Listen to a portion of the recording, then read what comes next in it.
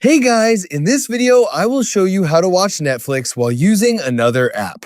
Alright, let's begin. To enable this multitasking feature, you need to configure your device settings first. Locate the Netflix application icon on your mobile device home screen or app drawer. Press and hold down on the icon until a small submenu appears, then tap on the app info icon from the options.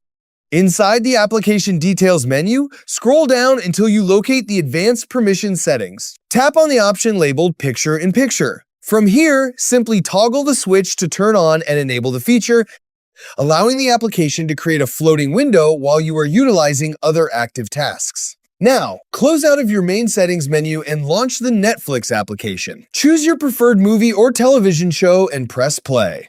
Once the video starts streaming smoothly, minimize the application by swiping up or hitting the home button. The video will scale down into a small floating window and keep running seamlessly on top of other software. So that's basically how you can watch Netflix while using another app. That's it for this video. Thanks!